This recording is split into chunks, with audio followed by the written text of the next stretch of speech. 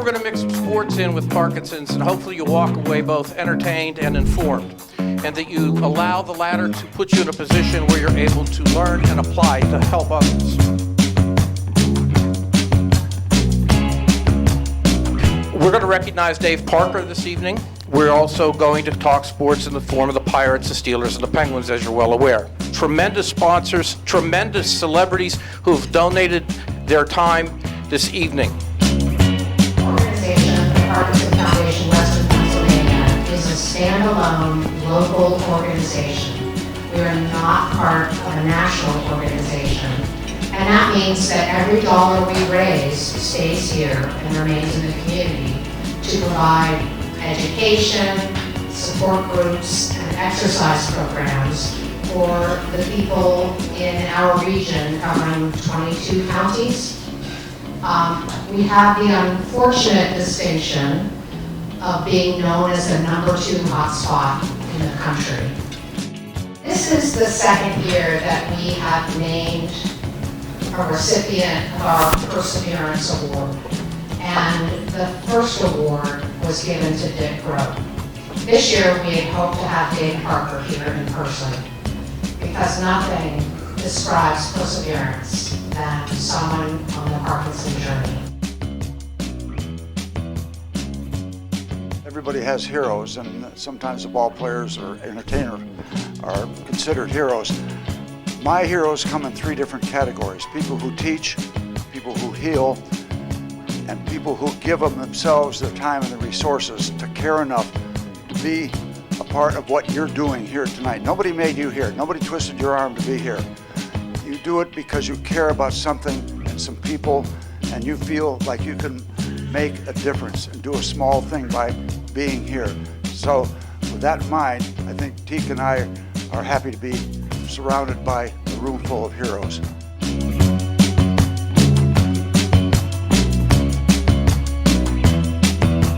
People disagreeing with me, I don't know. The way I look at it, Ellis, to work backwards on what you were saying, I mean, this is year 2 of Paul Skeens. The Pirates have the best pitcher in Major League Baseball for a pittance. His projected value, what he should be making on the free agent market, is like $44 million. He's making under $1 million from the Pirates. That's an incredible amount of flexibility. We're in year 6 of a new regime, or not even a new regime, just a different regime, and there should be prospects, there should be progress, there should be wins, there should be a cleaner style of play. So I mean, I don't know, I outlined a lot of things in failed trades, failed development, failed fundamentals, all that stuff.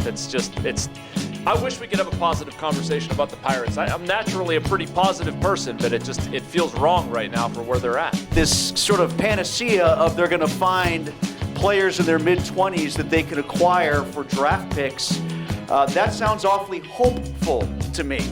You know, so I keep hearing that the Penguins have a plan where the other 2 teams don't have a plan.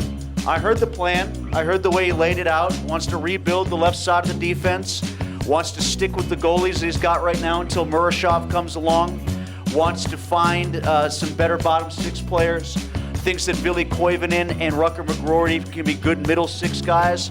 It all makes sense. That sounds like a plan, but let's not kid ourselves. There's a lot of hope to the backside of what they've already tried to do, which is get rid of the bad contracts, move out guys who are in their late 20s and early 30s on the books, and potentially have the assets to go get players that fit the mold he's talking about.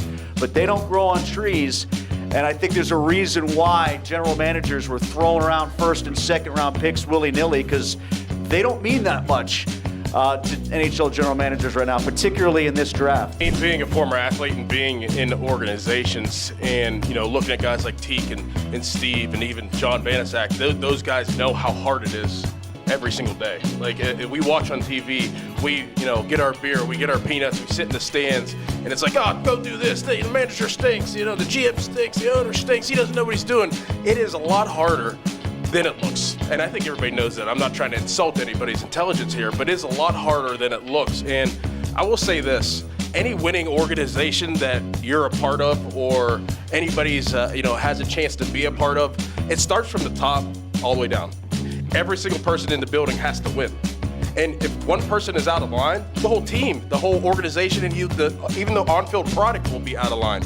And whenever you have situations like the bricks, whenever you have situations like the Clemente wall, those are the little things that whenever your product on the field is losing, that matters as well. You have to be winning at every facet to be a winning program. Being a part of the New England Patriots, you walk into that building every day and you understand why they win, because every box is checked. From equipment managers, from trainers, to Tom Brady, to Rob Gronkowski, to Bill Belichick. Every box is checked. And you're like, oh, okay, this makes sense why you win. So it's hard, I understand, but some teams and organizations make it harder on themselves than they have to.